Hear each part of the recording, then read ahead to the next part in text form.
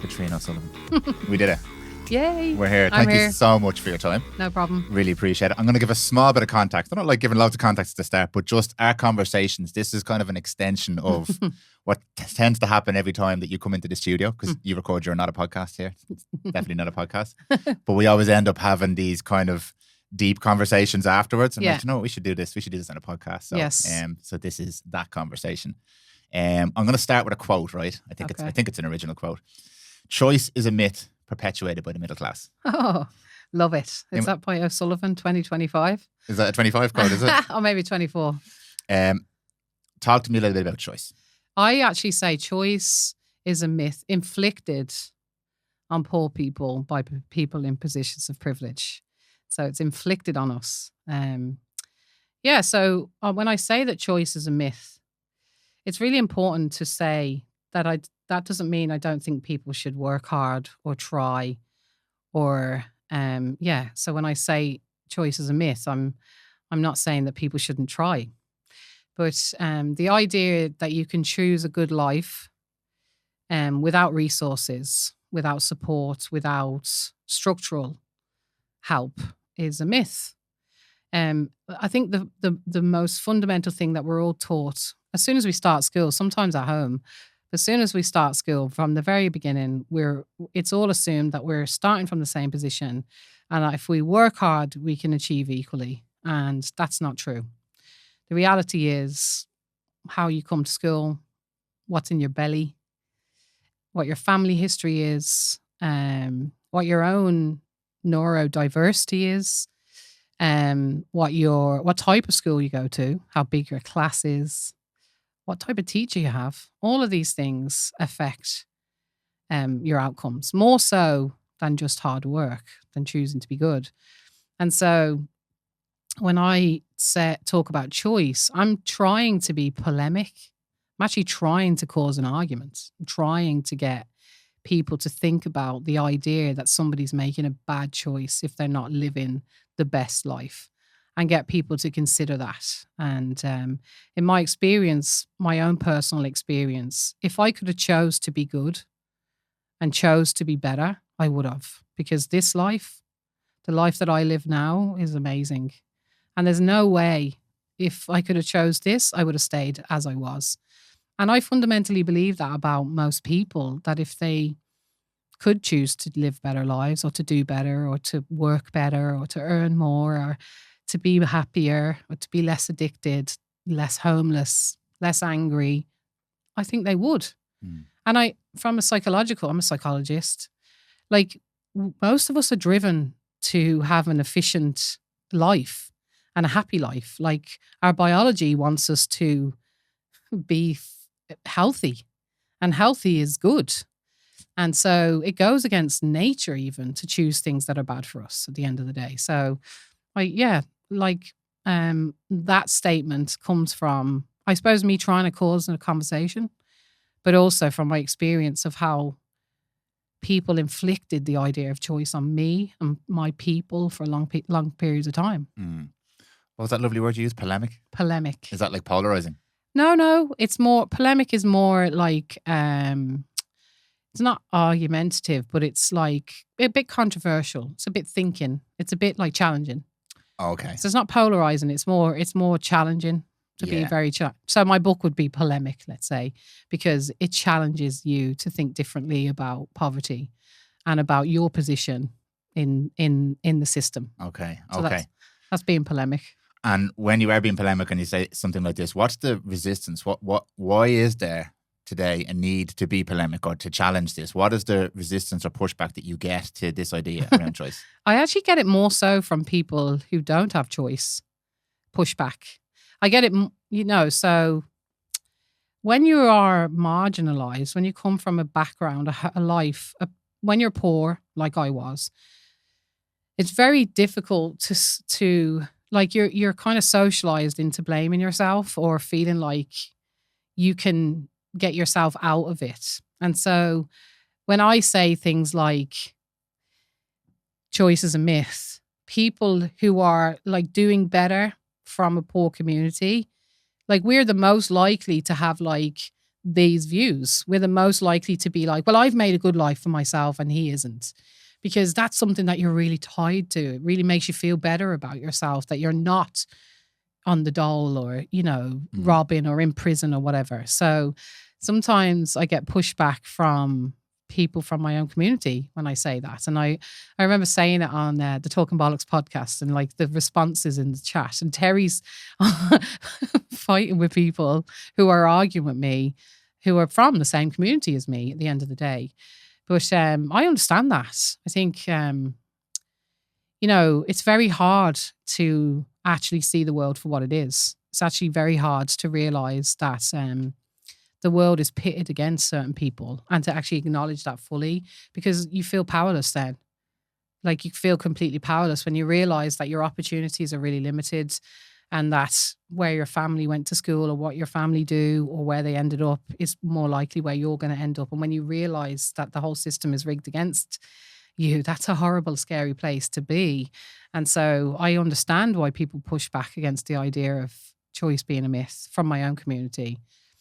When more privileged people come up against, I don't like it, I fight them. Because I'm intellectual, like I'm really clever, and I know how to fight. Like, I know how to argue with people, and I know how to use research to kind of show like evidence for the viewpoint that I have. And like, the view that I have isn't mine. Like, I might have coined the phrase and say it in the way, but like, there's a whole academic literature that talks about the myth of the meritocracy, and that's what it's called. The myth of the meritocracy is that we're all equal and we all have equal opportunity to achieve, and we teach that in every single corner of our lives. When that's a lie. It's a myth. It's a lie. And it favors rich people, that idea, because it teaches poor people that they are responsible for where they end up. And when you teach someone that means that they feel that they're at fault. And the truth is, so when I come up against like challenges from more privileged people, I'm like, you are benefiting from this structure. You're benefiting in two ways, because you're accruing all the benefits of the unequal systems and cherishing in it, giving it to your own children and reproducing your privilege. But you're also, not helping people who are blaming themselves for their own failures when you're actually causing them to feel that way. So I kind of argue with more privileged people. Now, like, I never think that someone shouldn't try. And I would never diminish hard work. I would never diminish, like, I worked really hard at times, and sometimes I didn't. But I don't think that hard work is the thing that would transform someone from being poor to being more privileged. I don't think you can. I worked really hard to get out of bed in the morning with all the shit that was in my life and my community. You might have had all that energy to like do well in your leaving cert, do all the things. Like, for me, the same level of work was taken to go to school. Whereas someone who's had more privilege and more ease and more support and more family and more community, they're using the same level of work to like achieve A's. Do you know what I mean? Yeah. So I'm thinking, hard work is important, but it's not the thing that will bring someone out of an unequal system. Yeah, I find this a bit fascinating because if you, like you said, Dave, you normalize hard work, there's so many other variables that will kind of predict the outcome there. And I come from a sporting background. It's the same thing. Like, the hardest workers weren't always the people who had success. No. You needed to have opportunity. You needed to be involved with a good team. You needed a good system around you, all that kind of stuff. And that's something I'm really starting to understand now about hard work. And I've met a lot of hard-working people who are also just going the complete wrong direction. They're working really hard in this direction because they've no visibility on what it is they're working towards. Yeah. So I 100% agree with you there. One thing I do know, if you don't work hard, no matter what station you're at. But some people don't work hard and do really well. Some people don't work hard, But that's because they're privileged and they don't have to work hard. Yeah. So like, people get carried. I think like there's people who are really successful. You'd look at them and they're really successful, and it's nothing. They haven't worked hard at all. Yeah. They've been given success. Yeah, 100%. Yeah. And they, we celebrate them. And you're like, you actually didn't work really for your position at all, because you were gifted it. from your history at the end of the day. So like, yeah, but I agree with you. It's like a cog in the wheel. Yeah, it's one factor. It's one factor. And like, I didn't work hard always. Like, I wouldn't say that I ended up where I am because of hard work. A lot of it was help, and a lot of it was opportunity. And there was many opportunities that I didn't take, many opportunities that I couldn't take at the end of the day. But then I worked really hard when I got into college. So when the conditions were made correct for me to be able to use my work ethic on one thing, I was able then to like fucking shine because I'd been working really hard to survive for a long time. So it was like I'd developed this capacity to actually sustain pressure in a way that maybe some other people don't have. But also I was working really hard to stay alive and keep going. That when I was actually, when I was brought up a level and my food and house and health and mental health were all cared for, I had this fucking capability to work like other people don't. Like, so I actually work hard. And now my hard work, because it's forged in fire, actually has brought me to this fucking massive place because I have the skill to do it. Do you know what I mean? Almost kind of like a Maslow's hierarchy thing. Like once that bottom level was taken care of. Yeah. Because like even when you were younger, you were probably working hard. I don't know. You were probably working hard to survive. To live. So you were still working hard. It just wasn't the type of hard work we're told is going to make us successful. No. But your version of success was waking up the next day. It was, yeah. And like going to school, like I always say this, I should have had a fanfare just for arriving. For getting there. For arriving. Yeah, it's mad. And if I arrived clean, without pissy knickers and without knits, that should have been fucking like a big whole school party at the end of the day. But like, we don't teach people about that at all. Like kids are not told that at all. Like in school, like no one talks to little kids about inequality. We're afraid. We're afraid to tell them because we think that will mean that they won't work hard. We think that it will give them a way out. But if we tell them that there's unequal systems. But the reality is we can teach about inequality and equity to young children in a way that doesn't stop them trying, but actually forgives them for failing because of the system. There's one teacher I met every first class, every year, she gets a new class. And what she does, she sits them all down and she gets the tallest kid in the class and the smallest kid in the class. She asks them to stand up. And she hangs €20 from the ceiling on a piece of thread. And she always makes it easy for the tall kid to get it and the small kid can't reach it. And she says to them, okay, now you're in a competition with each other and one of you's got to get the 20 quid. And the tall kid just grabs 20 quid. And everyone's like, that's not fair. That's not fair. And why is it not fair? Why is it not fair? He got it fair and square. But like, he's smaller. And he's, yeah, but it was fair. Like I hung it. And so she uses these exercises to talk to kids about inequality. And then she transfers that over to, sometimes like if your mom is a lawyer, like and you're in school and law is hanging down, you're the tall kid in that case. So she uses these analogies to teach kids about inequality so that they're not necessarily blaming themselves when they don't reach the 20 quid. But she doesn't do it in a way where it makes it the shame or that they give up or they think that that's the destiny then.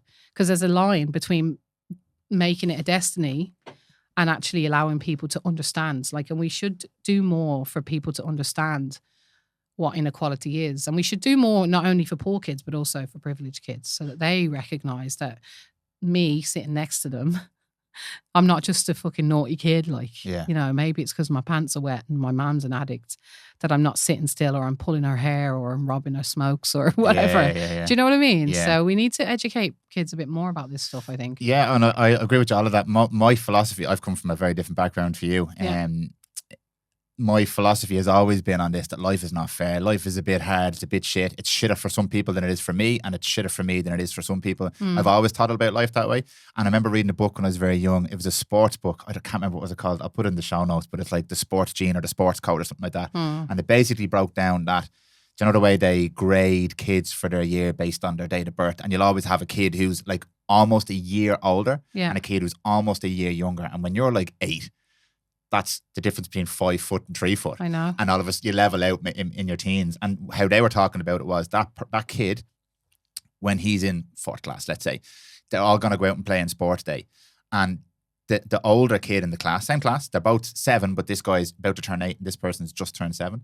The older kid's going to be a little bit more physical because they're developing so fast, run a bit faster, jump a bit higher. And then the coach is going to go, geez, that kid's very good. He can run. And then the coach is going to say, well, we might coach that kid. And the little kids. I know. And if you track, I think they did it with the hockey in Canada, if you track the birth dates of most of the top stars in the National Hockey League, most of them were the older kid in their class, because as they developed, they got better, they got more recognition, they got more resources, they got more coaching, they became better. And the difference just widened and widened and widened and widened. You know, it's mad you say that, because in soccer in Ireland, so kids that were born in September were more likely, I think it's September to December, were more likely to sign. Probably the same thing. No, yeah. it wasn't. No? They are the youngest in the age bracket. No, it's not because of the physical engagement. So this is a brilliant thing. That's weird. No, because if you imagine they're playing, so in Ireland, our age groups are different to the UK. So they were the youngest kids playing. So it was September to September in England, where in Ireland it was January to January, right? Okay.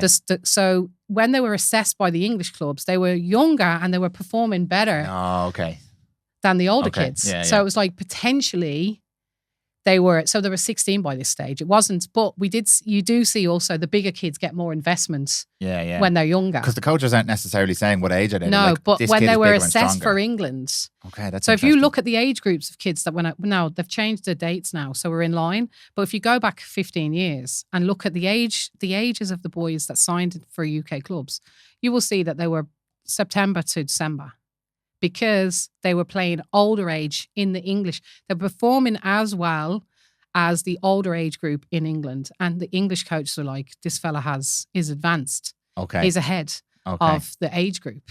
So there's a funny one. But I get what you're saying. Yeah. But but I mean, my story is a bit like that at the end of the day, because like, even despite the fact that I was pretty wild as a kid, I could read. And I had a good personality, obviously. But, you know, in the same way, sport, people invest in kids differently because of how they present to the world. Was this Mr. Pickering? Yeah, Miss Arkinson, Mr. Pickering. Yeah. But so if you're a beautiful kid, if you're actually beautiful, if you are easygoing, if you're outgoing, if you demonstrate some scholarly or academic or sport excellence, you're more likely, even if you're coming from a really disadvantaged background, to do better, because there is an investment, like adults will invest in you. So like when we look at me and my siblings, I'm not going to say which ones, but like some of them weren't like me, for example, quieter, more difficult, whatever. They didn't get the investment I did from people outside of my home at the end of the day. So that investment really does matter. What you're talking about in terms of sport, it's the same in education. Principle. Yeah, it's the same principle in education. This is interesting, right? I didn't think about this before. It seems that what you just said there is so common everywhere, right? If there's somebody who is nicer to look at, nicer to be around, more pleasant, more, in sporting terms, more capable, because maybe they're older or bigger or stronger, whatever, there's a natural draw to that person, because there's a human element to that. Like, there's a biological reason. Well, this person has more to contribute or more to give, right? Well, yeah. So let's take good or bad out of this for 1 second. Yeah. I'm not saying I agree with this, right? Yeah. I'm just saying this is something we can probably agree that we notice. People talk, the typical one people talk about is good looking women. Good looking women seem to get by in life because they're good looking. So we talk about sport. So there's a thing. There is an actual psychological process where we favor better looking people. Okay. So like there's this famous study, this escalator study in psychology, where you place a good looking woman, slim, fit, whatever, at the bottom of an escalator with a big case. And then you create an unattractive woman at the bottom of an escalator with the same case. People will help the slim woman significantly more and the pretty woman more than they will the other woman. Why? Because we prefer attractive people, and like there's loads of potential explanations. So some people say evolutionarily wise, we prefer attractive people because they demonstrate health and well-being to us. Also, but we can't also take away the socialization that we see. So we're, people who are what we find attractive has changed over the years though as well. So it might not be evolutionary. So there's lots of reasons for that. But the reality is it is a fact. And like, if you look at sportsmen, right? So sportsmen are really attractive. Like they are. If you look at soccer, right? Darts count as sports today? Yeah. Well, no, not darts. I mean, sports that we watch. I know what you mean, yeah. Yeah, popular sports. But Yeah. like, there is a preference for good-looking people in sport. I don't know what the point was there, but I don't know what our point was there. My point. But we do invest in a certain type of person. Yeah. My point is trying to pick apart. So what I suppose what I'm trying to understand here is how much of this is. I don't want to use the word biological, right? But it is physiological, biological, like this particular thing. How much of it is unconscious, lack of awareness? Yeah. How much is active suppression? Because there's all of these things, I think. I don't think there's one thing, by the way. I think there's multiples of these. And I don't know where the line is. And because if we look at the attractive person thing, and people are more likely, based on that experiment, to want to help and invest in attractive people. That's some sort of primitive primal thing. That's not necessarily a conscious thing. Yeah, but like, okay. I'm not saying it's right. No, I know you're not. Yeah. The reality is this, right? I'm going to be crude, right? Yeah. Like women and men want to fuck each other. Like, that's nature. Right. But like, we don't just fuck every woman that we meet. True. And jump on them because we find them attractive. Like, we have natural, innate desires or innate drives, but we are able to cognitively control ourselves and actually be aware of the drive and actually then regulate ourselves. And so when I talk about things like this, inequity, choice, like the one thing that I do, and I believe really fundamentally, is if you have the gift of criticality, if you have an education, if you've read books, if you grew up in a home where you've been encouraged to see the world, think about the world, be critical.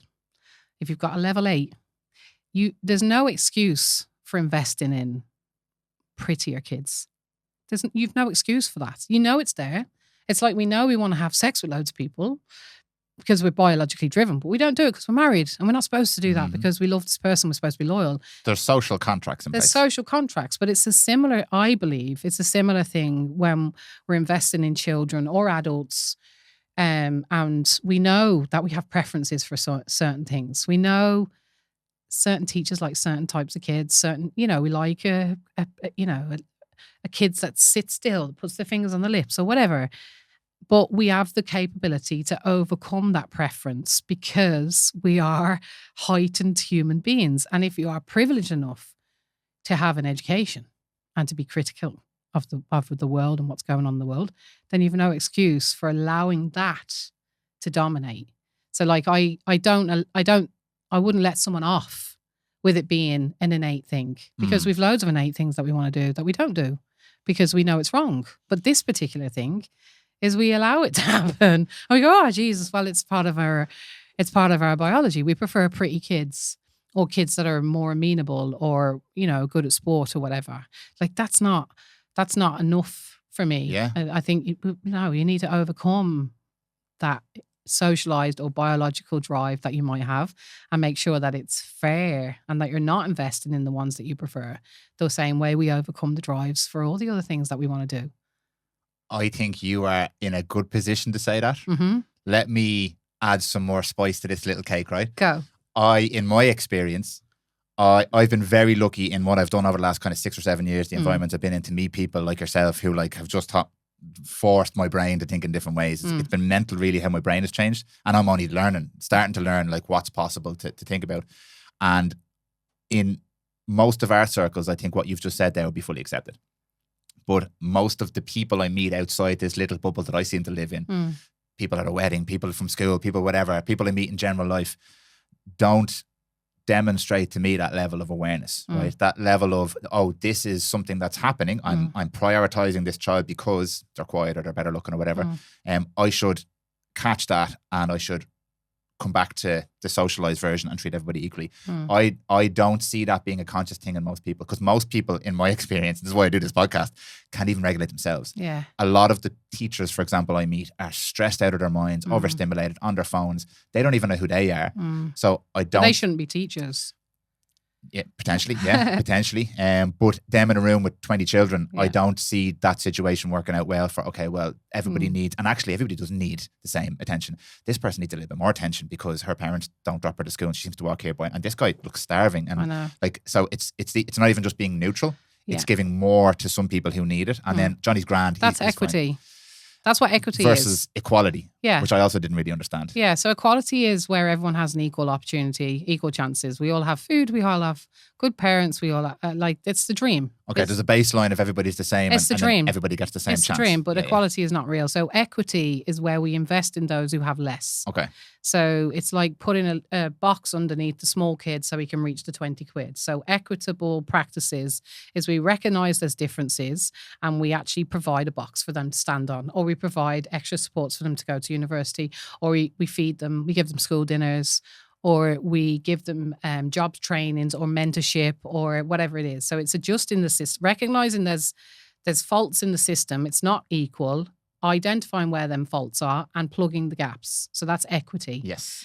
And I would disagree with you that I think it's lazy for people to not consider.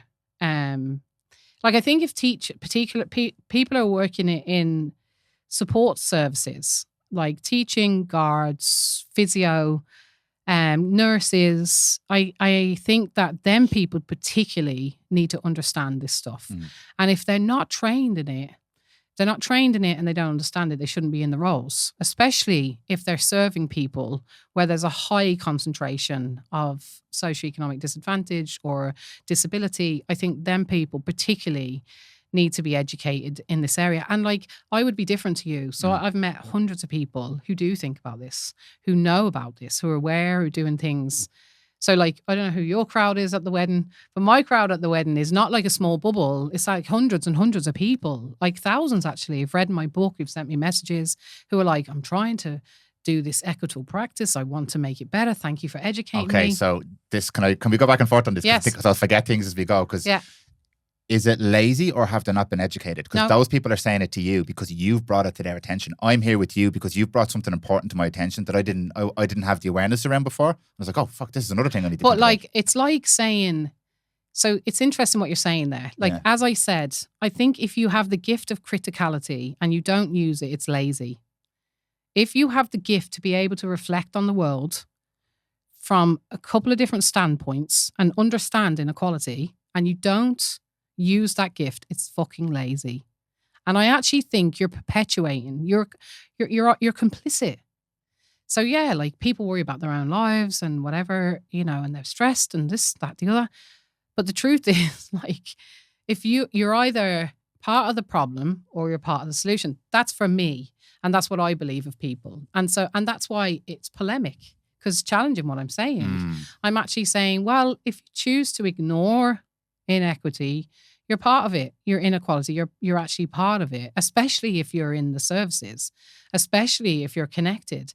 And I say that from all levels. So I would say to a person, how you voted in the election demonstrates what you care about and how much you actually care about fairness.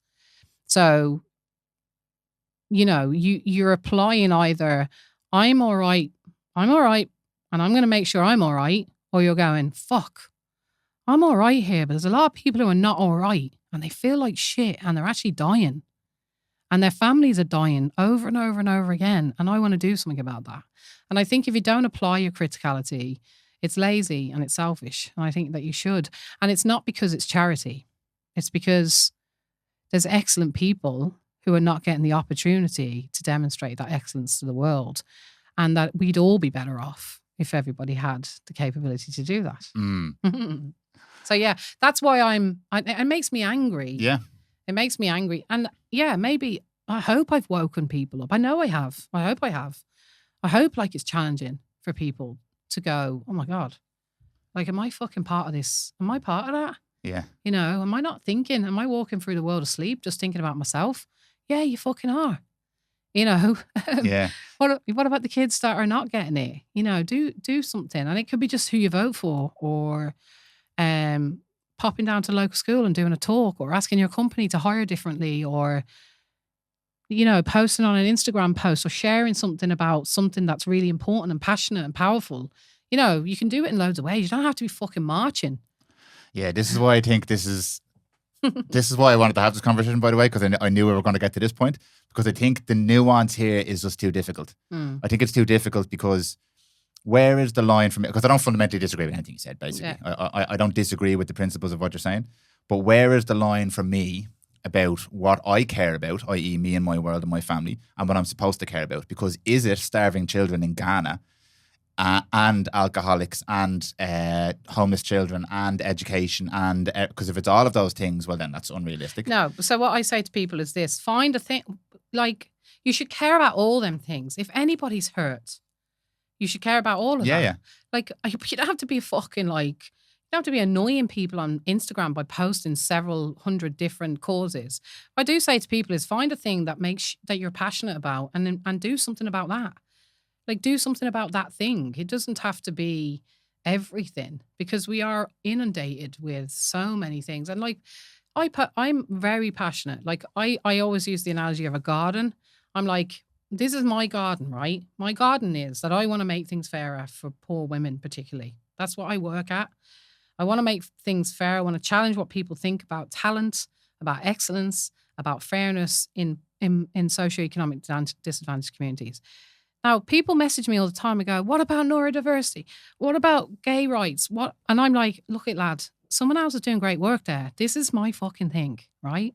And I'm going to make sure this garden is as nurtured as possible, right? So what I say to people when they say that, okay, it's overwhelming. Yeah, I agree. I'm overwhelmed. I can see all the things. People will go to me, what about poor kids in India? And I'm like, actually, I'm advocating for them as well because like poverty has the same outcome irrespective of where you are. Like there's rape, there's destitution, there's early death, there's misery, there's marriage, there's lack of rights, there's no education. It's everywhere, right?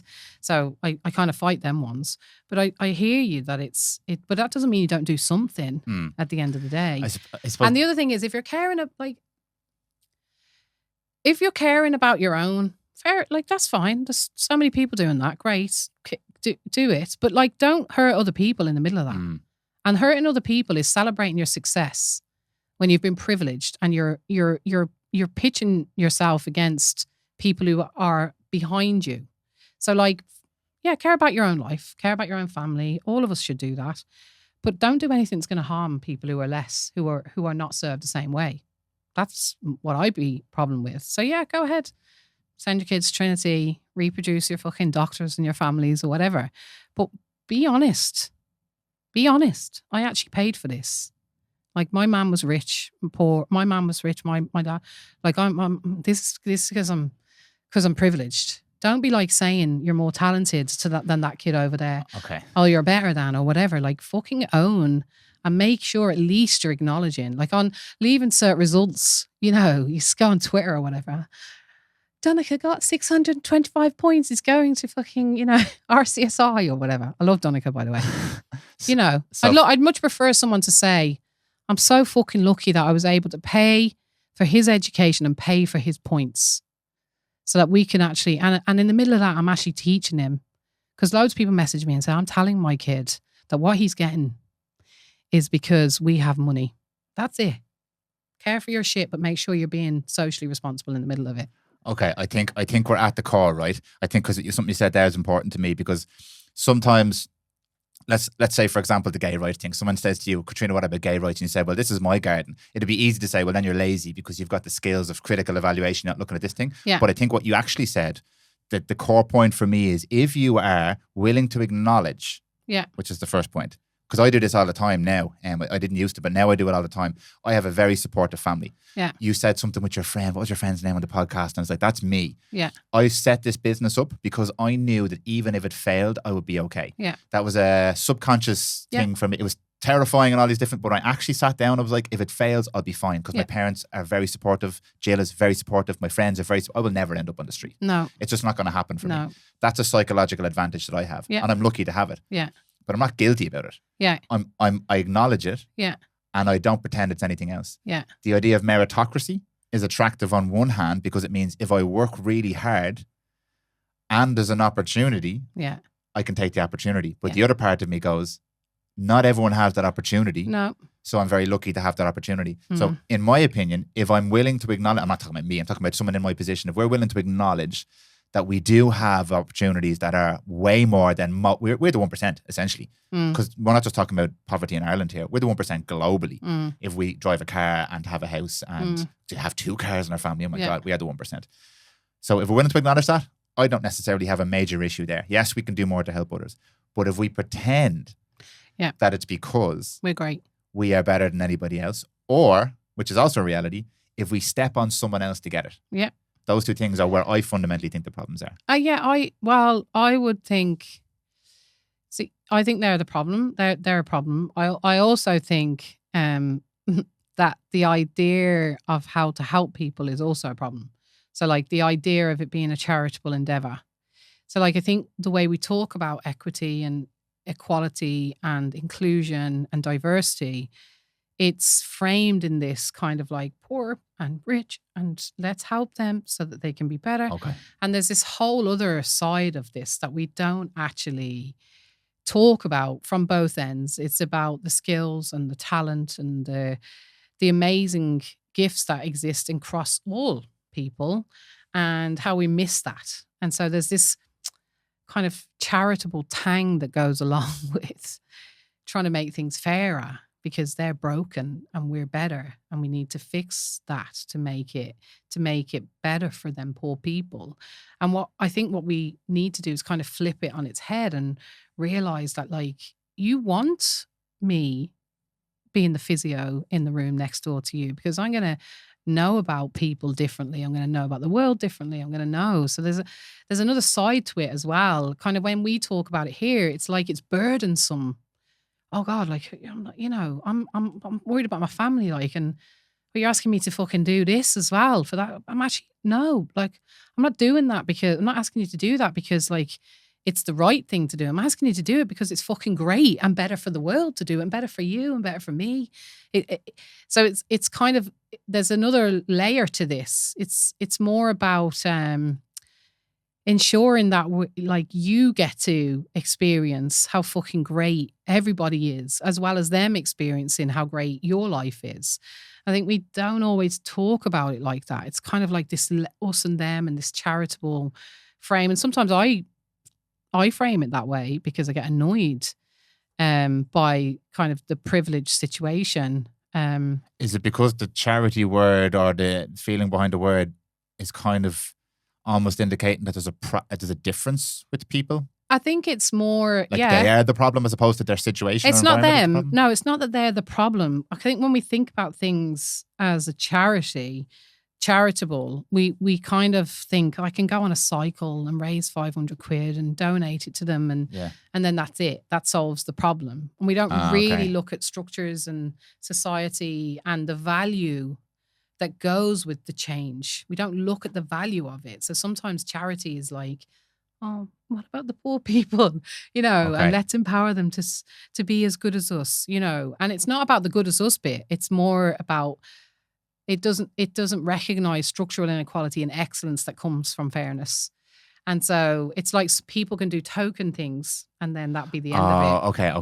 Yeah, okay. It's like I remember in Trinity, they used to go on this cycle from Dublin to Galway, to raise money for some, like St. Vincent de Paul or something for the scholarship program. And he used to fucking rile me up. I'd be like, I'd prefer you to not pay for grinds or private education than to go cycle to supplement the problem that's being caused by you buying education and making it unequal. I'd prefer if that happened. So, like that, like working around the edges of things with charity doesn't change the fundamental issues, but actually like eradicating private education, hiring teachers differently, ensuring that, there's equitable practices, class sizes are smaller in deaf schools, university education is free. All of these things are actually the things that we need to happen, not a fucking cycle to Galway and back to raise €5,000 to pay for the inequity that's being caused by you. Okay. Let me play out a story for you, right? Yeah. Because I think there's a core thing I'm struggling a bit with here. I'm going to call myself Sam, right? I'm Sam. Mm-hmm. I am Sam. I am middle class. I've come up through the education system. I'm in college. and I'm in Trinity, and there's a cycle for charity. I am fundamentally a good person. I'm compassionate, and here's an opportunity for me to help. Right, I'm going to go into cycle. And I'm going to raise a few quid. I go into cycle, raise a few quid. I'm like, oh, okay, that was good. I did a good thing there. I hope that money goes to a good cause. Then I have kids, and I want to send the kids to the best possible education possible. I look around. There's grinds. I'm going to send them to grinds because I want to give them opportunity here. And I'm just living my life, right? And here's the kids go off to grinds. The fact that grinds are there and available, and the funds are there and available, and I came up through the system and I have the money because I had the education. All of those things are a reality. Yeah. I would have to consciously decide then, okay, I'm not going to support these grinds because I'm going to propagate and perpetuate this issue. Yeah. But the issue isn't me as Sam necessarily. I think the issue is the system, really, because the opportunity is there for me to do this. Who creates the system? Well, this is my question, right? So who votes for the government that allows for private education to exist? What options do we have? Well, there's loads of options. What there's are the loads other of options in this. I don't have the answer, by the way. There was loads of options. There was loads of other options in this election. Okay. There was loads of other options. So we voted for a government that continues inequality. Which would have been a better option? I'm not asking for a specific party now, but like what I'm struggling with sometimes here is people don't really know, in my experience, right? And they this do is not your know. experience. Like, come on. But who? Like Sinn Féin, the Soc Dems, Labour, they would have been better. They would have been better. You genuinely believe that? 100%. Okay. 100% believe it. Yeah. Like, since in the last 20 years, the distance between the rich and poor has become wider. It's become wider. We have a broken health system, a broken education system. Agreed on all of the above. So, like, why we continue to keep that system going? Why do we do it? Because it serves privileged people who vote really well. It serves them well because you can buy your private education, you can buy grinds, they're allowed, by the way. So they're allowed by the government system because there's other countries that don't allow that. They actually don't allow that. They've eradicated private education. Oh, was it Finland? Finland, yeah. Can you talk to us a bit about the Finland system, just so I can get an idea what this looks like? They recognise the fact that when private education exists in a system, what happens is privileged families take their children out of local schools and put them in the private school. And when they eradicate private education, what happens is privileged families mix in with poorer families in local schools and invest in that school. So that instead of investing in the private, they actually invest in the local school. And what that does is bring everybody up. So you can still accept investment, or is it the government investing in the school? It's not the people. No, but the parents they can invest in the school. Yeah, okay, yeah. So they invest in like activities, parents' councils, all this kind of stuff. And that brings everybody up. But also mixing with more privileged kids and vice versa actually educates both and brings the standard of education achievement up. So like if you go to school in Ballymun, for example, and I love Ballymun or Finglas or whatever, like you've got a high concentration of kids that have no experience of higher education, family that don't have experience of higher education, going to Trinity, for example. And so all of that unconscious knowledge exists within the kids. And then you have a teaching population that don't really necessarily, they're dealing with social issues sometimes more than necessarily academic or guidance. So they're not necessarily guiding the kids to go. They want them to, maybe, good teachers, bad teachers, who knows. But like if you actually take a school and you actually mix kids together, so you've got families, everybody, there's some implicit knowledge is sharing. Oh, Johnny's going to where? What happened? DCU? Who? What? My mom? What? So that knowledge is transferred across the kids. But we don't have that. We have segregation by postcode, for example, because we have ghettos of communities that were created by our government, by the way. And so we've ghettos of poor communities where the outcomes for children are the same. But if we get rid of that and we mix them, it brings up everybody. Everybody performs better. And also the other thing that they did in Finland is they actually changed how they recruited teachers. So they recruited teachers not based on the fact that they had the points and the Irish. They recruited them based on the fact on their values. So, really? Yes. Wow. So there's a very famous researcher called Pasi Sahlberg, and he tells a story of he was a teacher and he's an academic, and his daughter wanted to be a teacher in Finland, and she was interviewed 4 times and failed 4 years in a row or 3 years in a row. And when he tells the story, he said she failed because her values were not right. How she what she thought about kids and her role as a teacher was incorrect. And she needed to go off and learn and be different. And them two things reduce the distance between the rich and the poor. And so there are things that can be done. It's not like it isn't rocket science. Loads of evidence. That's the hardest thing I ever learned in my life. The hardest lesson was when I actually got educated and I realized that we know how to solve this issue and we don't. That was the hardest lesson of my life, harder than the abuse, my parents' addiction, when I actually woke up in Trinity and became educated and learned about inequity and inequality and learned about how long we've had the knowledge of how to solve this and we don't do it. I was like, oh, you people just want to leave us to fucking die and blame ourselves for it. That was horrific for me because like my ma's dead. Like my dad died at 56. My ma died at 59 from addiction. Family members in prison, homelessness, kids in care. Like this is not like a distant story for me. It's like, oh, we could do more. So I don't let people off. Yeah. Like I'm not like looking at families who are just busy getting on with their lives. But I also would challenge people and say, you are complicit if you choose to continue with the same because it suits you and your family and ignore the harm, then you're part of it. And acknowledge that you are part of it. Like, it's not that you're being a good person and you're looking after your own. You're part of an unequal system at the end of the day. And I just don't understand why people wouldn't want to do more in that case. And lots of people do want to do more and they don't know what to do. I think that I'm so delighted you said that right at the end there. Not that we weren't going to fall out about it, but I think you're 100% right. I 100% agree with you. We are part of a flawed system. There cannot be a doubt about that. Yeah. And anybody who questions that, it's either a conscious attempt to manipulate, which I think exists, or it's complete ignorance. Yeah. Because it's definitely an imbalanced system. But people don't know what to do. I don't think. I don't know. I didn't even know the thing about Finland until quite recently when you told me. Yeah. So I think what you do is quite important in terms of raising awareness. Yeah. I think how you do it is quite necessary. Yeah. Because it made me uncomfortable when you challenged me before. Yeah. I've been uncomfortable here even now acknowledging this. But I'm willing to acknowledge it. I'm also willing to acknowledge that a lot of people just don't know what to do because I think if the next election campaign was less about bullshit around posters and fucking people arguing on TV, because that's what winds me up the most. I say it to Jill all the time.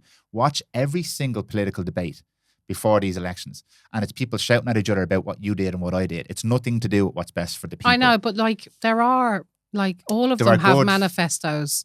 All of them have policies. Like, come on, the disappointment in the last election for me, the disappointment was that we didn't, and then that we didn't change things, that we didn't try at the end of the day. And it's not that I think some of our politicians don't care, but they are politicians and they more than anything else, they want to stay in politics. I actually think that the majority of people want to stay in politics rather than do what they got into politics for, which was to do something. Yeah. Now, some are not in it for that, but I do believe that a lot of them are in it because they wanted to help. But how you help and what you bring with you to that help is important. Like I'm on an advisory board for the government, for the Department of Social Inclusion, and they're developing their new DESH plan, which is the school system for the schools that are disadvantaged. And I'm honoured to be involved in that. But I'm in a room full of people and who are very different and had very different experiences to me. I feel like a lone voice sometimes at the first meeting we had, but I was there and Helen McEntee was there because she was great. She stayed and listened to us.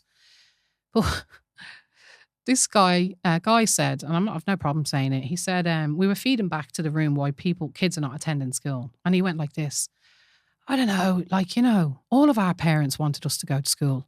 Every single one of us, wanted us to go to school. And I was so fucking upset by that statement by him, right?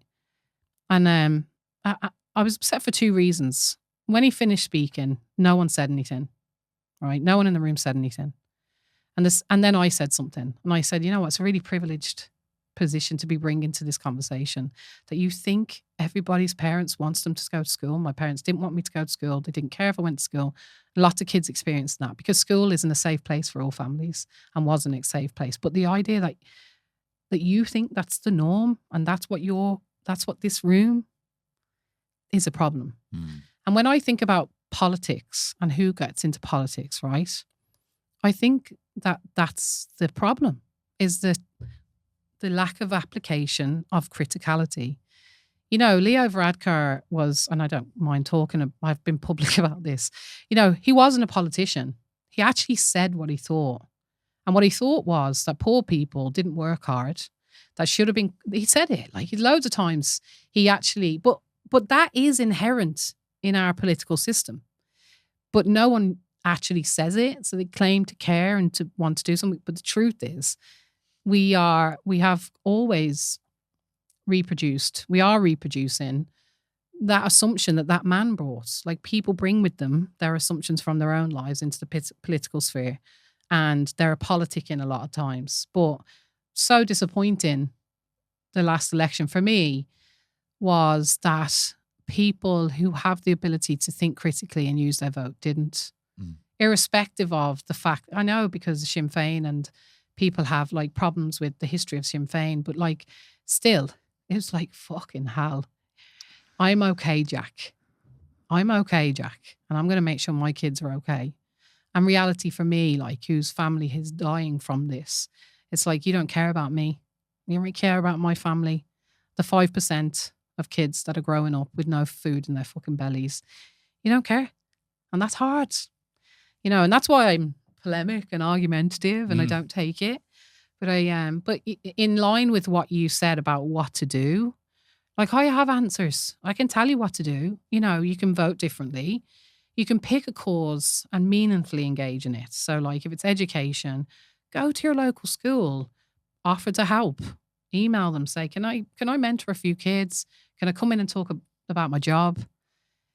Go to a youth club, foster kids, or join a fucking committee, a board of management in any space or a charity, get on the board.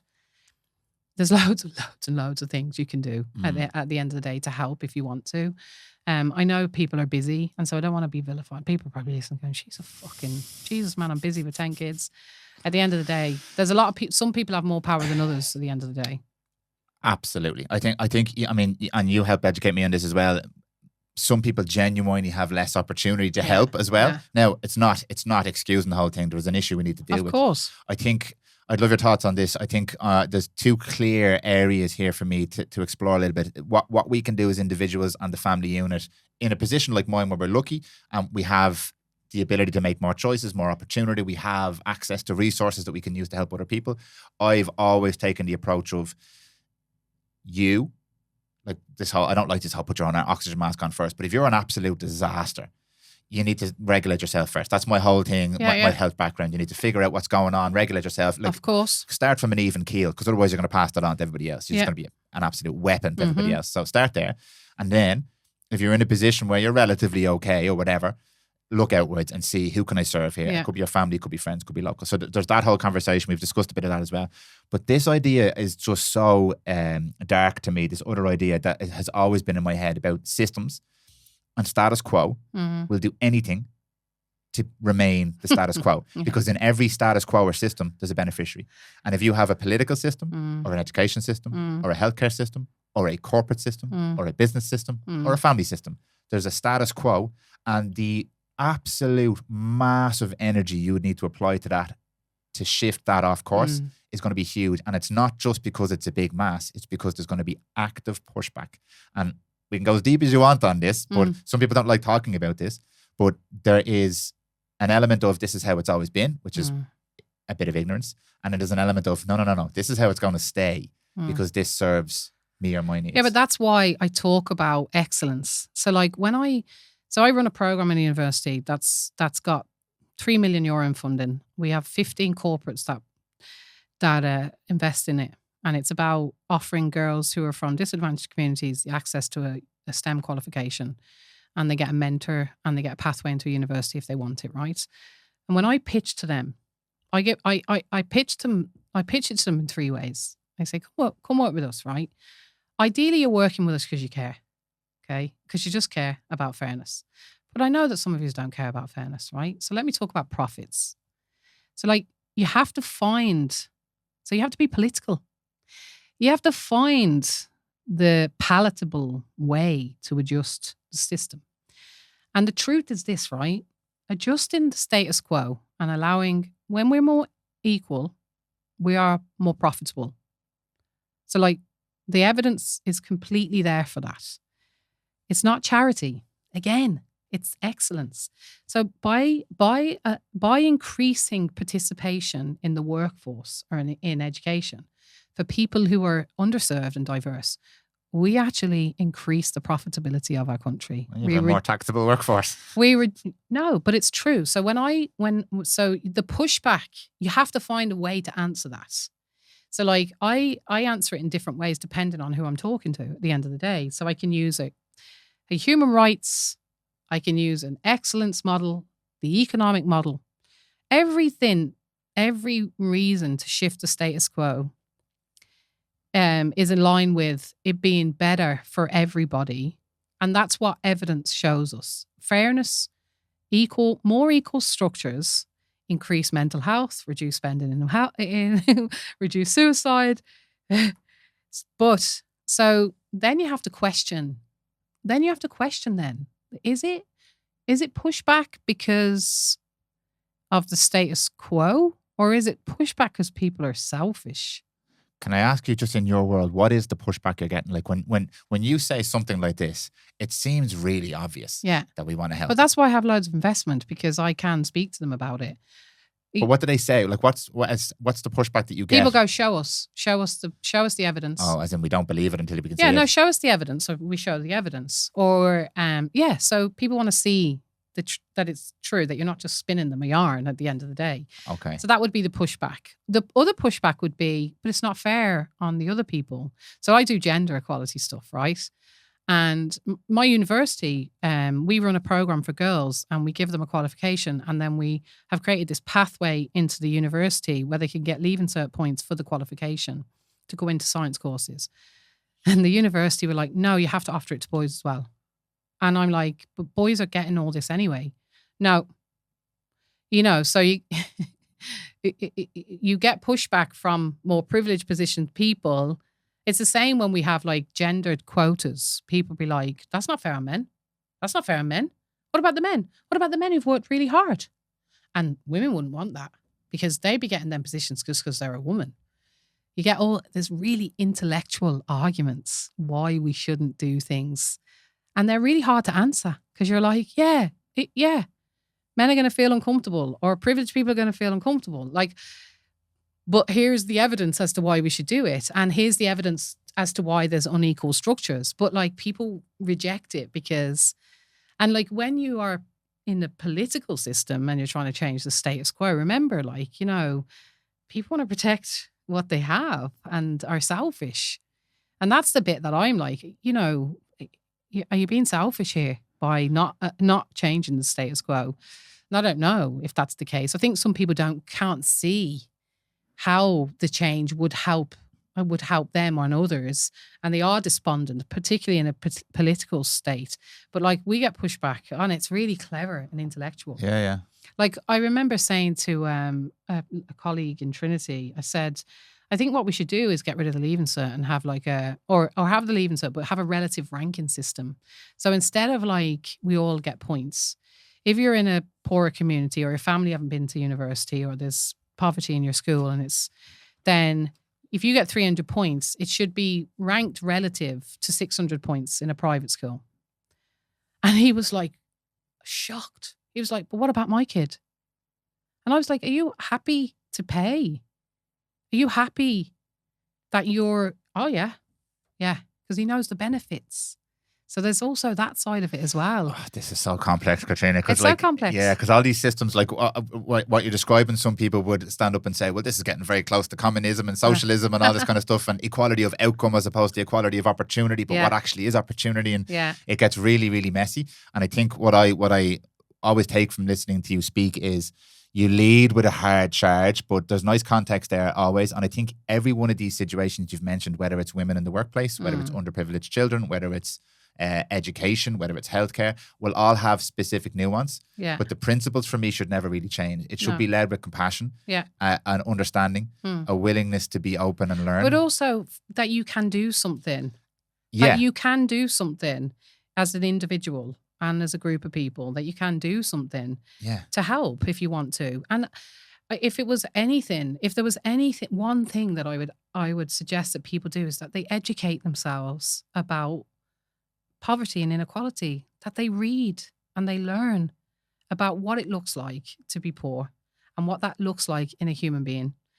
Nothing else. If they don't do anything else, because once they understand that we're not just bad people making bad choices, then that opens their mind to other things. And I would say also to educate their children about that. And you know what's, it's such a gift to me, because loads of people do that. Loads of kids, people are educating their families, making them read books, listen to podcasts, watch TV shows. They're educating them about their own privilege and also what poverty looks like in a person and how it can make them act in ways that might not actually be as palatable as someone who's had a bit more privilege. Do you find that message out there a lot, that somebody who's underprivileged is a bad person and it's their fault? Oh, all the time. Really? Yeah. Like, come on. Like, if you walk down the street and you see a woman, an addict with a buggy, what's your thought like? What's my thought? You're not thinking, Jesus. You come on, like there's a. I probably feel sorry for her. Yeah, you'd feel sorry for her, Yeah. but like there's definitely that she made bad choices. Now you might not think that, but a lot of people would. Yeah, think, maybe I struggle with it, and I never use myself as an example. I'm weird, but I look at Jill as well, and she talks to her kids in a way that I'm like, wow, that's amazing. She's like, Zoe might come home and say, oh, this boy had a hole in his shoe or something like that, and she'd say, well, some people aren't as lucky as us. Well, look, you have 2 pairs of shoes. Yes. We're really lucky. That's not normal. the norm. Yeah. So I've just been around that a lot. Yeah. I'm not saying that comes from me at all. It comes from Jill. No, but it might come from you. My as parents, well. my dad he did a lot of work around methadone clinics and stuff like that. So he came from kind of that background too. Yeah. That's obviously infiltrated my head some way. Of course. But I don't disagree with you, because I know that message is out there. I'm just wondering, like, where is that? It's in the meritocracy. It's in the idea that everybody has equal choice. Right. So I'm in the bro community, right? So I'm in this community where I'm learning loads about how to empower yourself as a business owner and to take control and take charge. I'm fully aware that I can only do all of those things because of where I am in life. But those are powerful tools for me based off my position, right? And a big part of the conversation in some of these communities, which is not palatable to me at all, is this pull yourself up by your bootstraps thing. Oh my God, I hate it. It's that thing. What if you've no laces? I have laces and 2 pairs of boots. I know. So I can, maybe it is. Maybe I shouldn't be lazy, because sometimes I'm lazy. You have a spare pair of laces I have as a well. spare pair of laces too, 100%. So like I'm starting to really see that is becoming very unpalatable to me. But what do you do in that? Do you challenge them? Do you challenge the bros? So I never see this directly around me. So maybe it's a podcast. Would you challenge someone who had that view? If someone said it to me now, yeah. Yeah. Now I wouldn't say that they are one. Just getting a drink. Yeah, let's get some water. Thank you. Yeah. I'd probably challenge them like I've challenged you today. It's like, okay, well, I have a different understanding of this thing. Yeah. I might be wrong. Yeah. But here's my understanding of it. Yeah. But what about people? And I will tell you right now, honestly, a huge reason why I say yes now, and probably would have said no to your question 3 years ago, was Renoch O'Leary and you. When Renoch said, I don't know why it's had such a fundamental impact on me, but when we were talking about men who commit violent sexual crimes against women, and I was like, but should I know the difference between right and wrong? And she said, how? I know. You do. I was like, how do you know the difference between right and wrong? I was, oh, fuck. Yeah, because I was taught it and surrounded by it, and it was reinforced for me, and I learned the lessons, and I had that given to me over. Like you said, it was a gift to me. What if I grew up in the favela in Brazil? Like, who am I then? I'm Dan. Am I Dan? Yeah. What have I learned then? I know. Is violence a way to progress in the world? I know. So then it's a valuable skill. So why would I not be violent? I know. And I was like, Jesus Christ. Okay, yeah. I need to. Even there when we were talking to Curtis there, and he was talking about being violent as a kid and the conversations. That's how you survive. And like him go outside and hit. Yeah. Like would you tell your kids to go outside and hit? Absolutely not. Exactly. But like Yeah, so Do you know what I mean? yeah, Because that's how I was brought up. yeah, exactly. And like it's mad because I would have at one point, and then because I got socialized differently and educated and surrounded by people, I was like, oh my God, you're not supposed to send your kids out to fight. You're No, I tell them to never back down if someone hit them, as like defend yourself. But yeah, but no, I do take you know your what I point. mean? I take So your point. Yeah. but I think that's the most disappointing piece for me is that people who can stand up don't. And we see it in women's situations all the time, even online. Like even if you look at who's advocating for the rights of certain people, it's always them people who are advocating. Like, we need white men, white privileged men to be the people to stand up and say the things and make the change because it's not, I'm doing great work. Like I'm challenging people and I'm having conversations. It's fucking tiring. It's like sometimes, why do I have to do this? Why should I be the one? I've had enough. Like enough bad shit's happened to me. Someone else defend me. Someone else defend me and my people or my, the hardships that people have been through. Now I'm lucky. I'm energized and happy to continue the work that I'm doing. I love it. Like I like educating people. I actually do like educating people and I am educating people. And even if it means sometimes having difficult conversations, I think we should all be more comfortable having difficult conversations. Actually saying, like, I have prejudice. I have loads of them, Dan. Like I have thoughts about people that are highly inappropriate. But I also stop and go, Jesus, fucking hell. Do you think that? Do you assume? And I apply the gift that I've been given. Can I say something on this as well? Because this is why I really love our conversations too, right? Because I sometimes think, and I'm being facetious, right, when I say this, but bear with me till I get to the end of the point, right? So I sometimes look at you and I think, if I was given the choice between how you were raised and how I was raised, I would pick how I was raised. Most people objectively would look at that and say, but you have, this is where I'm being facetious, the privilege of having come from where you've come from, to have the understanding that you have and the passion and compassion and emotional connection with all of the things that you're talking about. Yeah. And I'm sitting here on the other side of the table trying to develop that emotional connection so I can take more action. I want to do it, but I don't have as much of an emotional connection as I do with my kids and with trying to do right by them and with all that kind of stuff because of how I was raised. So the privilege bit is facetious. I know why we say privilege. I am in a privileged position. Yeah. But I think that gift from you and how you use that gift is why I like to listen to what you say. Even when sometimes we don't line up exactly on what we're saying. Yeah. I think you're using the gift you were given for good. Yeah. And I think the point that you make sometimes is that we should use the gift that we're given, no matter, when I say we, I don't mean just people in my position. I mean, whatever stage of this spectrum that you're on, whether you are in abject poverty or ultra wealth, you have a gift. Yeah. Now, it's not the same type of gift. So don't get me wrong. I don't think abject poverty has the same opportunity to help. They absolutely don't. Yeah. But everywhere else on the scale, we have some sort of ability or privilege that we could potentially use or harness. Yeah. I think step one is, right, what can I do? Because I can't do the same thing as someone who's worth millions because I don't have those resources. Yeah. But I can maybe, as you said, do something locally and you can do something in the podcast or in the podcast or in the chats with the lads. Exactly. In the WhatsApp group 100%. Where there's videos being shared or 100%. comments about people. There's loads of tiny things we can all do. But also, most importantly, we can challenge ourselves. And like, when I went to Trinity and did, was able to see the world, like not using your privilege, especially if you've had access to high quality education and employment and love and family, it's really hurtful to be looking out as someone who's fucking like scrape their way through the world to try and like not be the same as my mom and dad, not hurt my kids, and then to go, oh my God, someone could have just really reached out and made this easier for me at the end of the day.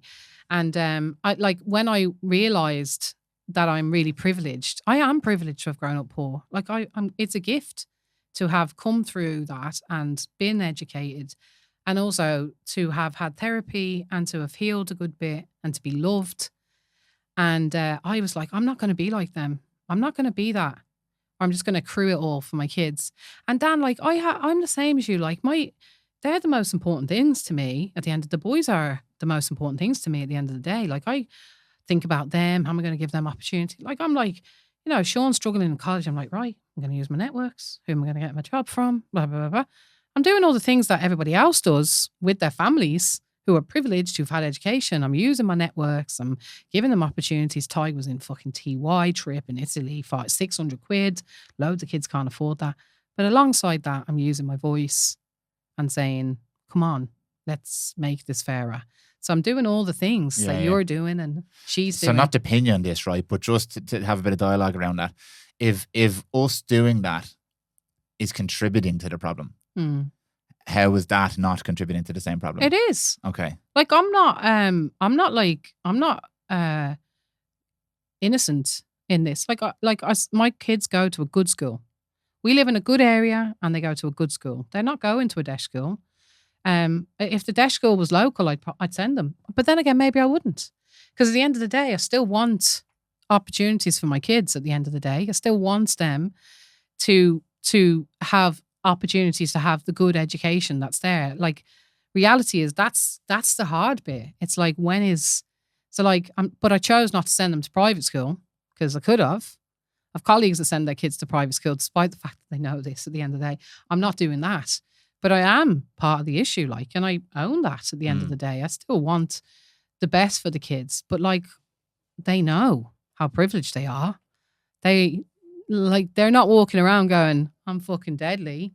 I'm going to be a doctor because I'm the best. I'm the best in the world. Like, the kids know, we live in a lovely estate. They go to a lovely school. So despite the fact that I'm benefiting from the unequal system, my kids are being educated about the fact that they're benefiting from it. So in some ways that kind of mitigates. And I think if every person did that, ideally, we wouldn't have ghettoed communities that are high concentration of poverty at the end of the day, but we do. Yeah. And so, you have to do your best you can. And I also think that poor people who become more socially mobile are less responsible. Like, I have friends who are really poor who've sent their kids to private school, because they're like, oh my God, this is the thing. This is the thing. Oh, this will fix it. This will be, yeah. And I'm like, fucking do it. Because you don't have, you're trying your very best to make sure that this doesn't keep perpetuating itself. So I wouldn't be as angry with them as I would be. Yeah. But intention is an important thing for me. But I can't move out of the world either. No, I can't not live in this world. I think this is my point a lot of the time when I'm trying to communicate. I don't do it very well. I'm just exploring ideas, but I think my point is intention, and my point. I think you communicate really well, by the way.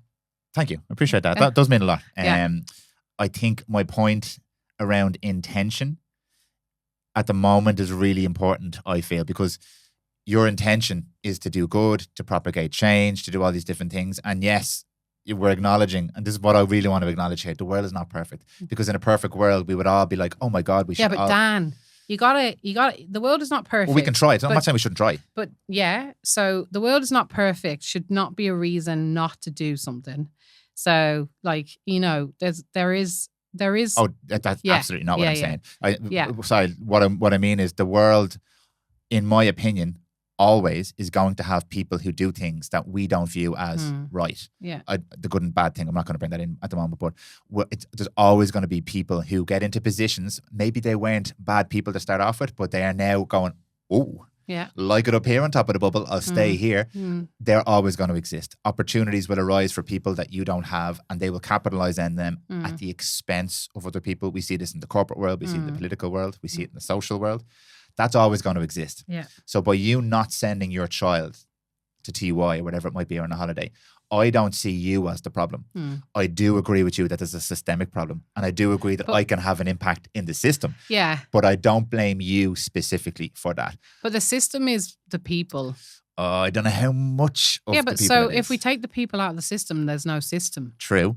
So I view us more as the herd, the we're there to be capitalized upon. Yeah, in the by system. this like thing. You see that when we say the system and we place it outside of it, it's like saying the government. No, I think it's the ultra wealthy, the people who make decisions in companies and corporations, the people who make decisions at the top of government level. I think there's very specific people, and I don't think they're bad and evil people. I think they've made their way there and they've capitalized along the way and become a certain type of person. I don't know if they started that way, but I think there is a level that you get to where you can have massive impact over multiple people, and I don't think we're at that level. Not yet.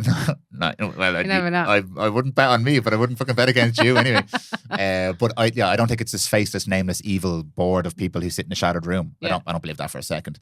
And also, I'm not very politically versed, so I'm not going to say exactly what it is. But there is a level among the big movers, companies, corporations, and international bodies that make huge decisions that impact us all. And I don't know how much you not sending your child because you want the best for them. Well, also, I don't know how much that's going to impact that, but I'm not hopeless. I don't think we shouldn't try. And that's why I'm sitting here in front of you right now, because I want to know more and I want to really see like where's the best place for me to have an impact. I think, you have to adjust the lens at which you look at the world. So you have to see both sides of it. 100% agree. Look at what's happening in Gaza. Like, it's so overwhelming to me what's happening over there in terms of like, is this real? Is this real? Is Israel really this force that's doing this thing that all the wealthy people are like? My son is like, Ma'am, this is real. Like, people are not standing up because there is so many wealthy people that are in this country. And I'm like, what? No, that can't be the case. That can't be the case. And I'm like, because people can't be that bad. We can't be that driven by wealth to allow genocide. Like, would we have stood back and watched the Jews be killed? Would we have done that if it was on social media back then? So, the lens piece. So I don't know about that because like it actually confuses me because I don't know what's real in that conversation. Like, I know what I see online and I'm fucking hurt by it, but I'm also like, is it the cynical idea of it really affects my spirit and my soul.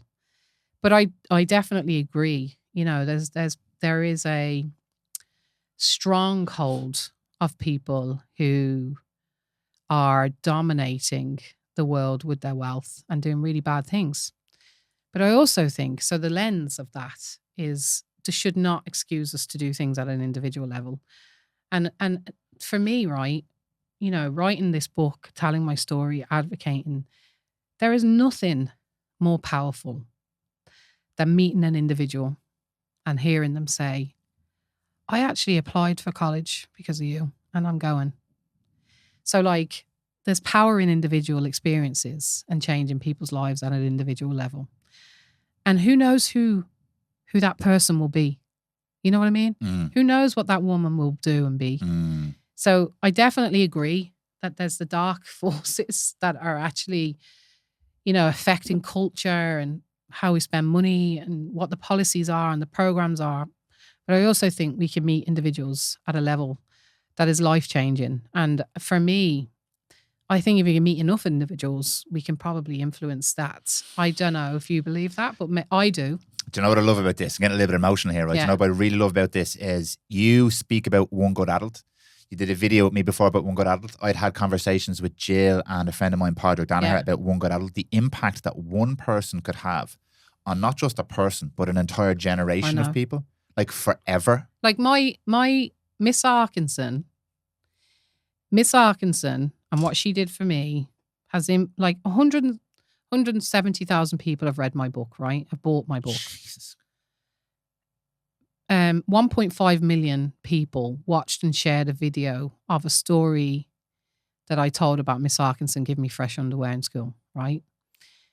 That one adult has influenced probably 2 million people for a moment, maybe. On the back of them videos and the book, I could if I showed you the emails, right? I've hundreds of emails of teachers and people who work in education. I've set up a cleaning station in my classroom. I've a box of pencils on my desk that I never had before. I just fostered a kid because I knew that I could make it. So like, that was her. This one adult. Now there was other ones, but her story has actually rippled to thousands of people, and still ripples to thousands of people. And I choose the hopeful outlook. I'm not saying that you don't, but I choose the view that if we keep changing the lives of individuals and we keep impacting individuals, that they may actually, in one way or another, impact the dark forces and mitigate against the dark forces. And I hope that's the conversation. Absolutely. Yeah. Because like you mentioned Miss Arkinson, but you. Yeah. Like you are doing this. Like without you, her story wouldn't go anywhere. Yeah. Without you, those people wouldn't read the book. Yeah. Those millions of people Stop, wouldn't I'm hear gonna cry. this. No, but like this is important. And I said to the start, what's my podcast about? It's not politics. It's not systems. Yeah. It's empowerment. Yeah. And why I keep digging in this one is like... Yeah. Stop, I'm going to cry. Crying's okay in here. I have a tear in my eye too. But this is what's powerful. It's you. And if one... This is it's such a cliche, but it's so true. I've learned this by... I don't have the audience you have, but every now and again, I get a DM from someone and they say to me, I heard this conversation with Rena, for example, or Adam, or whoever it was, and I've decided to change my life in this particular way. I know. And it's made my life better. And I'm like, Jesus Christ, if I get one of those and you're getting hundreds of hundreds those, of them. Oh my God. It's amazing. That's the key for me. Every day, like if I open my Instagram now, it'll have a little red flag in the corner. And because I posted a video about the Leaving Cert yesterday and hard work, and they'll be like, thank you. That like, I feel better because I failed. Or thank you, so every single day. And also I think that person sending that message to me is them also 100%. Giving me something back, energizing me to continue to do whatever I'm doing. But also it's a knock-on effect. Absolutely. And like sometimes when I know I can be hard, the harshness, the hard part of me comes from the hurt. My mom suffered her whole life and she didn't need to. That's the kind of some of the drive in me and some of the anger, some of the challenge. No, I'm not accepting it. I'm not accepting your excuses. I'm not accepting you saying, I'm looking after my own. I'm not accepting it. Like, my ma died. This fucking brilliant woman who could fight you and tell you to fuck yourself. But she died. She bled to death. Like literally her whole of her blood came out of her mouth and she died like that. Because she was poor and her mum was poor. She grew up beaten and battered by inequality and poverty and inequity. And so, yeah, sometimes I might come across like, I'm not letting you off. But it comes from hurt. And also like that drive of like, we can actually make a difference. And I believe we can. Like, I honestly do. I actually think if enough of us... So do I, by the way. Yeah, enough of us was that one person and enough of us used our voices, the darker forces that dominate would be less dark. And even if it's one person, I always say this in my program, people will be like, what's the numbers? How many girls have gone on to science? And I'm like, I don't care. If they know they can, or if there's one of them, just one, great. What amazing thing. We've changed one girl's life. There's more that are being changed, but like, isn't that amazing if it's just one person at the end of the day? It is amazing. And why, you said it yourself there, you can be direct and you can be very outspoken about this kind of stuff. And it's why none of that for me overshadows the first thing I felt when I spoke to you was that it comes from love. It's love. It's genuine love. It's the only reason we're sitting here is because I felt that straight away, despite how outspoken you want to be about all the different topics. It's coming from this place. And for me, that's the only thing. Did I ever draw these circles for you? This is how I always visualize it. I draw for so many people on this podcast. Right, here's me, here's you, here's somebody else, here's Ryan who was in here earlier on, here's all these great people, right? And they're all just doing their own little bit. They're doing their bit, whatever that bit looks like, right? Yeah. I'll put this up on camera so people can see. And then we have someone like you who's now doing bit in the greater community, and maybe Ryan does something, and then there's a book here, and it starts to overlap. And in the middle where this overlaps, there's Mary. I know. Mary can't do any of this. She's none of the opportunities. She's no access. She's nothing. But you and Ryan and whoever this other person in here, whatever you're doing has managed to access that person. And now she can start to build her own little circle. I know. And then that all grows. And for me, that is 99.9% of us. Yeah. So we're just doing that. Yeah. it doesn't matter about the dark people in the cave with the capes giggling no, away, whatever like no. that. And the answer for me is not going screaming and shouting at that all the time. We should demand change. We should demand better. And we should expect more. However, for me, the real power is in this. And this is what I feel from you. And it's what I feel from anybody where I get that sense where you actually care about the person you're talking about. I do. Because in many cases, it's not. It's an act or whatever. But it's an act, yeah. That one good adult thing, it's so powerful. The impact you could have on one person. And there was something here, I think it was Miss Arkinson gave you this as well, the I Matter piece. Yeah. Even if those girls never went on to STEM, they now think that they matter. They know that they matter. I know. And that is, for me, the most powerful thing that I think that we can affect from this position. Yeah. And then on top of that, all the practical things we could potentially do. So I'm going to finish that because I have so many other things I want to talk about, but it would bring us so far off tangent. I love that as a place to round this podcast up on because it's positive. Yeah. But it is what I share your belief, by the way. The only reason I'm asking all these questions is to really dig into it. I'm not offended by anything you've asked. I don't think you're offended, but just so you know, my mindset's the same. I don't think it's challenging either. Like, it's good. And if anyone's listening and they feel challenged by what I've said, good. Yeah. Question. Think about why you feel challenged. Yeah, but question. Maybe you're right. Maybe I'm wrong at the end of the day. But it's good to think. It's very good. Think and use the gift. Not everyone gets that gift. Yeah. People like me don't get that gift. We're just like not allowed to think and experience and grow in the same way. So if you have the gift of being able to think, fucking think. And if you decide, actually, no, I'm happy with the way things are. I don't like you. I don't want to hang out with you, pal. But fair enough. At least you've used it. Yeah. You know, it's when you don't use the gift or where you use it to, make things worse for people. That's when it's problematic. So if I've challenged people, hopefully I have. I don't want to offend, but I do want to change things, and I think I know we're finishing, but you only get one life at the end of the day. I read a quote today, and I'm not a big quote reader, but I love a good quote book one. But like it said, if you were reading a book and you could never look back, turn the page backwards, would you read the book differently? And think about your life like that. Because it is. You can't go back. You're moving forward. You can't go back and rejig the story. And I was like, Jesus Christ. That's a strong visual. Would you do it differently? Would you do it? Would it make you read the book differently? But does it make you live your life a bit differently? Like, you only have this page. You only have this life. At the end of the day, I definitely want to have great kids and them to have a great future. But I also want to make sure that I leave behind me something that's fucking fair and good and true. You're either in the solution or you're part of the problem. For me, that's the truth of it. You're either in the solution or you're part of the problem. And I want to be in the solution. And I want to make sure that whatever I leave behind was good and true and honest. And I tried my best to make sure that little girls like me never have to live the life that I lived, because it's fucking horrific. And if that offends you, I'm not sorry. I do want just it to be a bit fairer for people like me.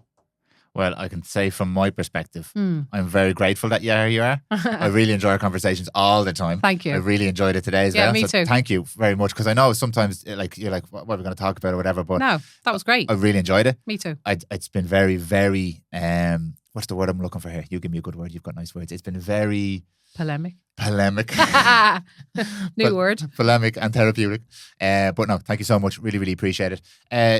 Just tell us a little bit about what's coming up for Katriona. So Poor, my book, is still in the charts. It dropped How out. long now? Well, I got 2 years, and then a week after 2 years, it dropped out of the top 10. Now it's back in the top 10 for the last 2 weeks. So just to be real, I'm not going to fake it. 2 years.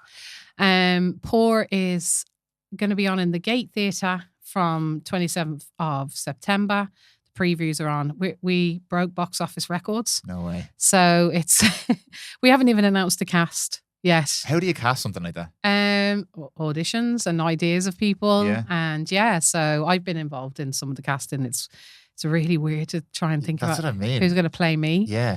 But the people are amazing. Okay. The girl who is going to play me as an adult, so me as a kid's going to be in it, is phenomenal. And so Poor in the Gate, it's nearly sold out. Like, it's so get your tickets. How long is the run? 5 weeks. Okay. And it's nearly sold out. Well, there's lots of tickets are sold. Most tickets, the box office record. Get on, people. And then, second book. So that's next year. You're not allowed to tell us the... Hungry. Okay. Title's Hungry. Yeah, It's a biography of my body. So I didn't think I'd write a second book. I didn't really want to. But I have something to say about women's bodies and the way we treat ourselves and the things that we do. And it's a memoir. It's a story of my own life and my experiences of being a woman and having a body. And that will be out next April. The end of April. Amazing. But I'm getting poor out the way first, so let's get the play done. And then focus on the book. And focus on promoting the book. But I do talk a lot about body as well as as well as poverty and stuff. So I'm very passionate about women's rights. And which is the interesting thing, because I know we spoke a lot about poverty and inequality today, but while you're going through that experience, you're also going through the normal human experience of being a person in a body, trying to figure out what's going on every step of the way, which is madness anyway. Yeah. I love performance stuff though. So I love sports stuff, it's mad that you're, I know you're mad into that kind of stuff. Yeah. But I do love performance stuff at the end of the day. Like I'm a psychologist, like I love to understand what makes people fucking perform at a peak. And I've read a good bit about born it, in September apparently. I know, well, it doesn't make them perform better, but it makes them get picked more. So I love stuff around performance. But they're the things that are coming up. I'm going to have a holiday and go away and relax for a bit. Just disappear for a while? Yeah, well, not for a while. Just get a nice family holiday. I think, most importantly, the household has to be happy. Dave's struggling at the minute with his dad. His dad's got Parkinson's, and it's hard for him. And I don't talk about that a lot because that's his business. But so just keep making sure the family are, the safe. For me, like they are their ground. If that's not happy, then everything's not happy. So, that's the number one focus, always to make sure that there's love in the house and that we're connected. So holiday together. Yeah. Nice little trip to Santorini now that I'm rich.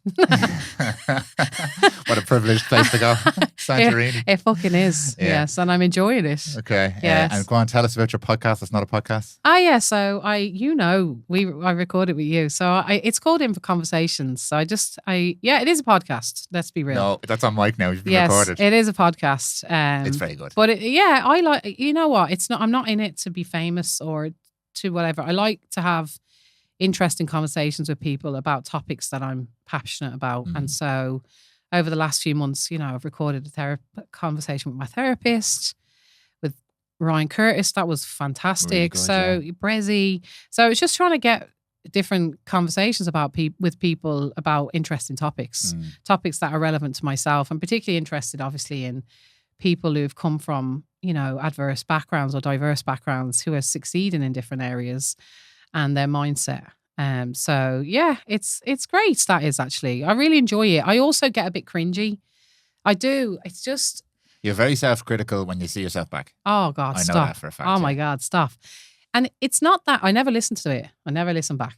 So the lads listen, the agents listen, and they do all the clips. Listen ever? No. You know? Okay, like some. So I shouldn't say this. Occasionally I have, because sometimes they pick clips and I'm like, they're not the good clips. I need to find my clips because I know what's best for me, right? Dave and Amy, if you're listening, I'm sorry. But occasionally I've watched it back and I've gone, Jesus, it's fucking great. Like really happy. I'm like, wow. And then other times I'm like, oh, Jesus, man, what am I doing? I think what's really important for me, Dan, is just being myself, like being who I am. I really get an icky feeling if I'm doing stuff to progress myself, as in like any success that I've had has come from an instinct about what I should do. Do you know what I mean? Yeah. So it's not strategic. It's not performative. No. Yeah. I'm not like, and if I do anything that feels strategic, it just feels icky to me. Yeah. I don't like it at all. It's taken me 3 or 4 years. I now listen back to them because I was so annoyed at the start. I didn't for ages. And then I listened back, I was like, that is not me. Yeah. I had to catch myself because, it's great. Yeah. I was like, what are people hearing that's so great? I listen back, I was like, I know. That's not me. So now I listen back to make sure. Yeah. And I still catch myself. I'll catch myself in this podcast, be like, that wasn't 100% you. Yes. Why? Why did you have to hide something or cover something up there? I know. You see, that's the thing. So for me, it's about trying to like, who I have on, who the conversation's with. If it's ever decided on, because of them Numbers being. or network I or don't like whatever. it. Yeah, I just don't like it. And like, I have an agent because like they book my talks for me, and sometimes they're like, "Well, we can do this," and I'm like, "Oh yeah, that's a good idea." And then all of a sudden, I'm like, "Oh no, that's not who I am. Yeah. I'm not in this game for likes. Clout. I don't care about the likes. It's lovely to be liked, but I'm not in it for that. I'm in it because I want to change the world. I want people to think differently, and so anything I do should be aligned with that value. And if I do anything that's not, I get fucking icky about it, and I'm like, ugh. It's really feels sick to me. I just don't want to be a politician, as in like people get addicted to the status and they forget why they're doing things. And I just don't want to do that. And I'm lucky my husband wouldn't let me anyway. Yeah, well, I've got Jill there in the background. I know. If something slips through my net, it's not fucking getting by there. I know. Yeah. But I just have a really strong sense of that though. Like I can't live fake. Yeah. It just really feels wrong. I suppose it goes against your message as well. Yeah. The whole principle of what you're doing. Yeah. But so the podcast is great. It's lovely. The conversations are great. And I get loads of people listen and have a great, it instigates great conversation. I'm really proud of the one I did with Mairead. That was beautiful. I like people learned so much from that about my journey through healing, but also about therapy in itself. And I think she got a load of clients out of it as well. Happy days. It's a win-win, so. But she was so self-conscious about it. Yeah. She was shitting when it came out, and I was like, God, I didn't drag on our friendship. Like, was I wrong to ask her? And she was like, no, I would have said no. But that was really powerful. It can be a vulnerable thing. This whole exercise is a vulnerable thing. Oh, yeah. Like even what we're doing right now, right? We're about sitting here knowing that there was going to just be a little bit of back and forth on this, both knowing it's going out to the public. I know. You've got a much bigger reputation than I do to protect, but that's a vulnerable thing. I don't care about my reputation though. Not that, but a human fear of being judged or castigated or like whatever. That's something that I don't deal with that anymore really, but I had to deal with a lot of that at the start, knowing that I didn't have a massive audience, especially at the start. Yeah, going, what would people think? And they're like, why do you care so much about what people think? Look at Ryan. He said he doesn't care at all about what people think. Yeah. I think it's normal to care about what people think. 100%, and it serves you in some way. Yeah, it does. For the socialized element. But in this world, it particularly is. There's a fake audience. And it is quite judgmental. Like people are so mean on the internet. Because they don't have to look in the eye. I don't get that though. I actually don't get. Do you not know? No. Like honestly, the only time I ever got mean stuff was during the family referendum. And I was really advocating and people were really mean. And I was like, I can't believe people are being mean about this. But it was because I was really advocating for the lone parent bill and it was getting mixed up with the other one and there was a whole fucking thing. It wasn't, but I was like, people are really anti-lone parents and it really hurt me. But it wasn't that. There was the whole thing about disability rights and everything else. But that was the only time I've ever got like a strong, I get occasional comments. I just delete them. I swear to God, if someone puts something, I look through it, delete. Bye. People are free to disagree with whatever they want. And I think that's important. People should disagree, whatever. But the type of person to write nasty and hurtful things on the internet with no fear of consequence. That's the big thing for humans. If someone stood in front of you, 9 times out of 10, they wouldn't say the thing that they were thinking. They wouldn't say it.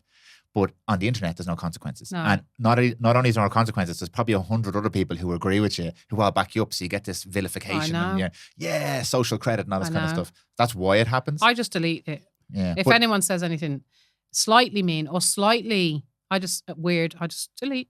Yeah. Delete. I'm like, I wouldn't even give you my... Now, I would fight with people. If they said mean things now, I'd probably have a fight. And like when the book came out, like the publishers were like, don't answer them.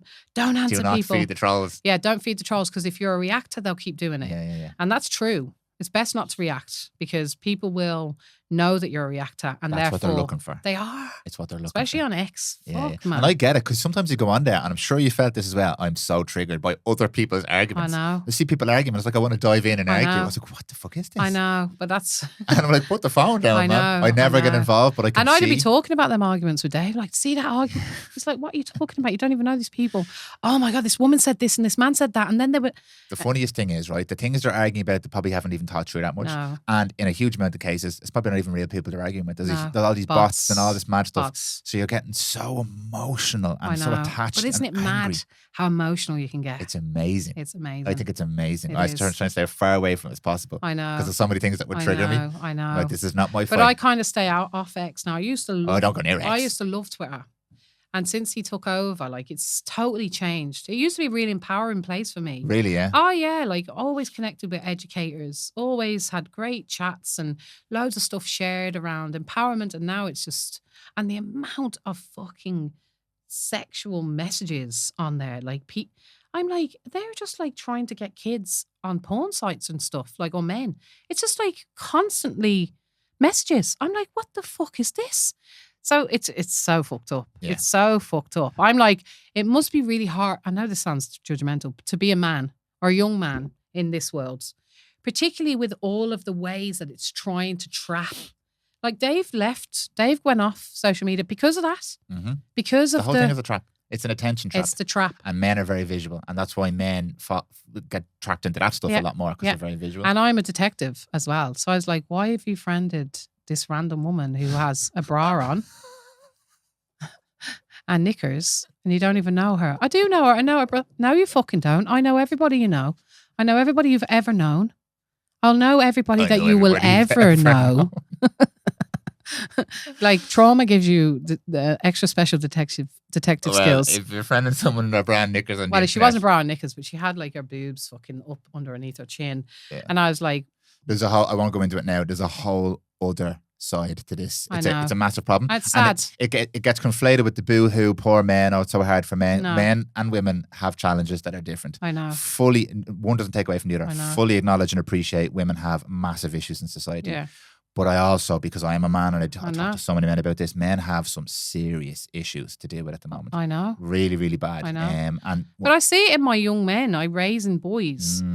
Like, they're being raised at a time where they don't understand what the history of feminism is. So they don't understand why we have female empowerment stuff going on now. And they're like, why are you all saying women are great and like we're bad? So they're actually rebelling against all of that. It's also them argument. It's horrible. Yeah, it's really horrible. I want to talk to you about this. Yes. But we'll be in Not 2 now. hours. What time is it? The timer's reset. So okay, we need to go. You need to go. Yeah. Oh, wow. What time is it? 6:13. Okay. A long time. We're going to wrap this up. But that other conversation? Yes. Massive. Oh, yeah. We'd love to dive into it with you sometime. Oh, me too. But most importantly, thank you so much for your time. Thanks for having me, Dan. Really and thanks for the support with the podcast. That's an absolute pleasure. With the podcast. Thanks, Dan. See you soon. If you are enjoying listening to this podcast, it would be great if you showed your support by subscribing on whatever platform you're listening on so you never miss an episode, and leaving us a rating or review to let us know how we're doing and if you're enjoying the show. Thank you again, and I will see you in the next episode.